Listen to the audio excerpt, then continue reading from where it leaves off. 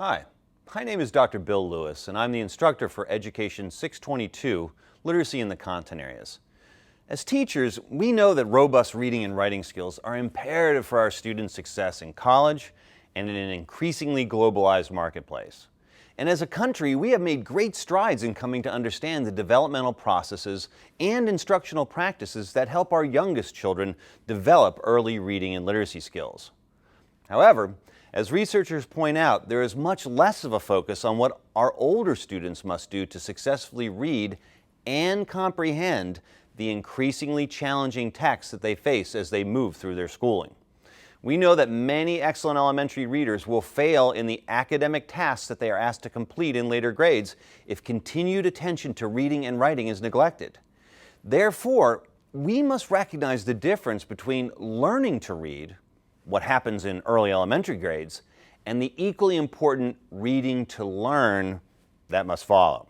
The reason that this is so important is that we have a literacy crisis on our hands, folks. Research demonstrates that approximately 40% of high school graduates do not have the literacy skills that employers seek. The mean score for critical reading and writing on the SAT have been lower each year since 2006. 50% of two-year college students and 20% of four-year college students need to take remedial courses to prepare for college-level work. However, few of these people struggle with reading the words on the page or on the screen. Instead, they do not have the comprehension skills necessary to understand or produce increasingly complex texts. This makes sense. The demands and text features that a second-grade story presents students are very different from the demands and features of a sixth-grade informational science text. They have to be read in different ways. Similarly, working through a fifth-grade word problem in a math course provides many different challenges than reading a primary source historical document in a 10th-grade social studies classroom. Therefore, basic reading skills are not enough. Students face increasingly difficult and specialized texts and activities as they work their way through the grades. So content area teachers need to be prepared to help students understand the texts of their disciplines. Now, don't get me wrong. I do not believe the old claim that every teacher needs to be a reading teacher. However, I would claim that every teacher needs to be a teacher of the reading that is done in their discipline. Be it history, science, math, health, languages, or ELA, literacy in the content areas is designed to help teachers who are prepared with that knowledge. In order to build these skills, we'll be working hard on the following goals. First of all, we're going to need to understand the diversity of our students' experiences and the trajectory of their literacy needs as they move through their schooling.